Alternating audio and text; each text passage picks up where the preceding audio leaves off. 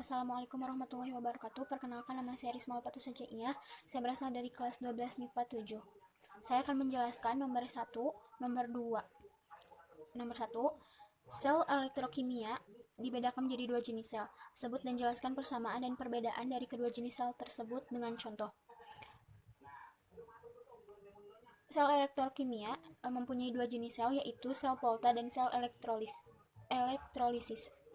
Perbedaannya yaitu sel Volta mampu menghasilkan listrik secara spontan, sedangkan elektrolisis tidak secara spontan atau non-spontan. Kedua, pada sel Volta, anoda bermuatan negatif dan katoda bermuatan positif, sedangkan pada elektrolisis, anoda bermuatan positif dan katoda bermuatan negatif. Persamaannya yaitu 1. Elektron mengalir dari anoda ke katoda. 2. Menggunakan reaksi redoks. 3. Anoda dilarutkan dan katoda bertambah massa. Maaf, saya ulangi. Ketiga, anoda dilarutkan dan katoda bertambah massa. Keempat, potensial sel sama dengan potensial reduksi standar dan reaksi yang digunakan pada katoda dikurangi potensial reduksi standar dari reaksi yang digunakan pada anoda.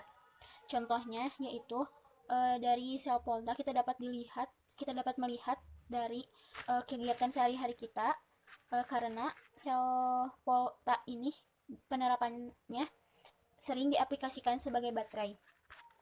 Sedangkan pada sel elektrolis penerapannya tidak sering. Contohnya penguraian garam jadi unsur pembentukan. 2A, perbedaan dari anoda dan katoda. Dapat dilihat dari jenis elektrodanya. Pada anoda, jenis elektroda dalam perangkat listrik yang biasanya sebagai terminal positif, sedangkan pada katoda dalam perangkat listrik yang biasanya bermuatan negatif. Kedua, dapat dilihat dari aliran arus.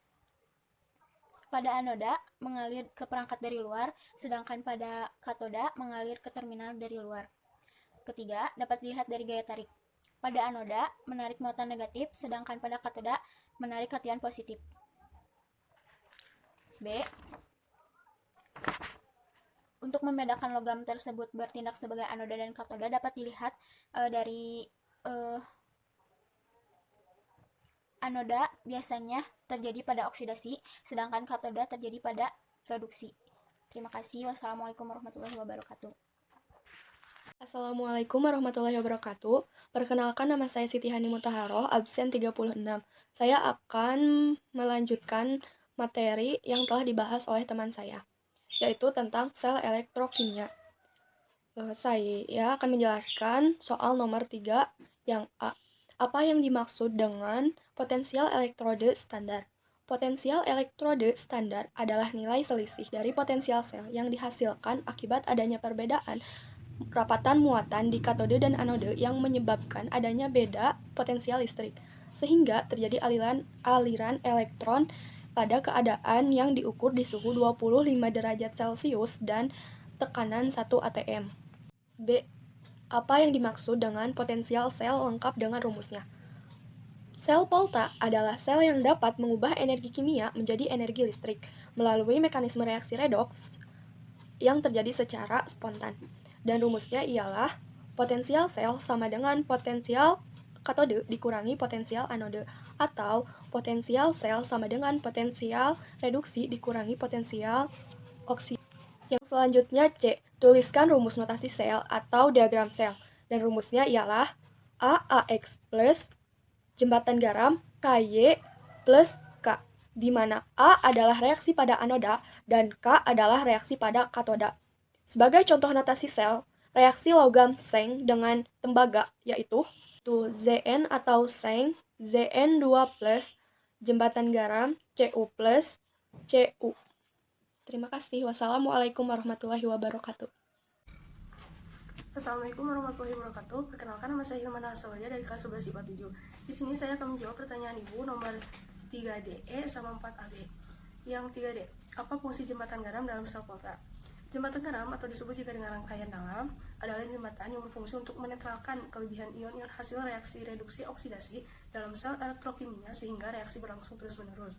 Jembatan garam biasanya berupa tabung berbentuk U yang terisi penuh dengan larutan garam pekat yang mengandung garam kalium klorida yang memberikan jalan bagi ion-ion untuk bergerak dari satu tempat ke tempat lain untuk menjaga larutan agar muatan listriknya tetap netral. Nomor 3E. Tuliskan urutan logam-logam dalam deret volta. Sebelum memberitahu urutan logam-logamnya, saya akan menjelaskan dulu apa itu deret volta. Deret volta adalah sebuah deret yang dipakai untuk mengurutkan unsur-unsur logam berdasarkan dengan nilai potensial dari elektron yang dimiliki unsur tersebut. Karena deret volta itu sangat panjang, jadi lebih mudah untuk mengingatnya dengan jembatan kedelai seperti ini.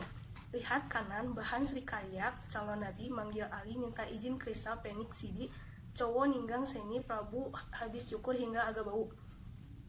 Lihat kanan, bahan Srikarya, LIKBASRCSR, calon nabi manggil Ali, minta izin Krisa, CANAMGAL,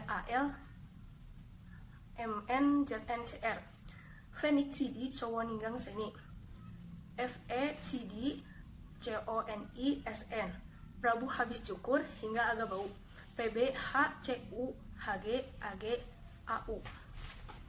Nomor 4A. Gambarkan rangkaian sel volta yang dilengkapi dengan arah gerakan elektron. Ini. Pertama, kita gambar sel volta biasa, yaitu dengan pi di atas yang menghubungkan negatif dan positif, yaitu voltmeter. Dan juga jembatan garam yang menghubungkan cairan antara negatif dan positif, katode dan anode, yaitu katode Fe dan anode Mg. Nomor 4D. Tentukan logam yang bertindak sebagai anode dan katode. Untuk menentukan logam mana yang bertindak sebagai anode dan katode, kita harus mengetahui potensial standarnya. Untuk ini, logam yang bertindak sebagai anode yaitu adalah Mg atau magnesium, karena potensial standarnya lebih kecil, yaitu negatif 2,37 volt. Sedangkan yang bertindak sebagai katode yaitu Fe, karena potensial standarnya lebih besar daripada Mg, yaitu negatif 0,44 volt. Selanjutnya pertanyaan nomor 4C yaitu tentukan harga potensial selnya atau E0 sel. Untuk menentukan harga potensial selnya atau E0 sel dapat dirumuskan menjadi E0 katoda dikurangi E0 anoda. Kan sudah diketahui jika anodanya yaitu Mg dan katodanya Fe. Kemudian dimasukkan E0 dari anoda dan katodanya. E0 dari katoda atau Mg-nya yaitu min 0,444 dikurangi E0 anodanya yaitu min 2,37. Jadi hasilnya plus 1,93 volt. Selanjutnya nomor 4D yaitu menentukan reaksi selnya. Menentukan reaksi selnya untuk memudahkan, hitung terlebih dahulu biloxnya. Pertama, Fe2+, jadi 2+ karena mengikuti muatannya, ditambah Mg 0 karena termasuk unsur, menjadi Fe sama dengan 0 karena termasuk unsur, dan Mg 2+ jadi plus 2. Kemudian Fe2+ menjadi Fe turun 2 elektron. Kemudian Mg menjadi Mg2+, naik 2 elektron, sehingga Fe2+ ditambah 2 elektron menjadi Fe, dan Mg menjadi Mg2+ ditambah 2 elektron. Karena 2 elektron sama, jadi dicoret. Ini potensial sel dari Fe, dan ini potensial sel dari Mg. Sehingga reaksi selnya yaitu Fe2+ ditambah Mg menjadi Fe ditambah Mg2+. Potensial selnya yaitu plus 1,93 volt. Selanjutnya nomor 4E yaitu tuliskan notasi atau diagram selnya. Notasi atau diagram sel yaitu anoda, garis tunggal, ion, 2 garis sejajar, ion, 1 garis tunggal, kemudian katoda. Dan pengertian, garis tunggal yaitu menyatakan batas antar fase, dan 2 garis sejajar yaitu jembatan garam atau pemisah anoda dan katoda. Jadi penulisannya, anodanya itu Mg, ion dari anoda yaitu Mg2+, dua garis sejajar, kemudian ion dari katoda yaitu Fe2+, garis tunggal, katodanya itu Fe.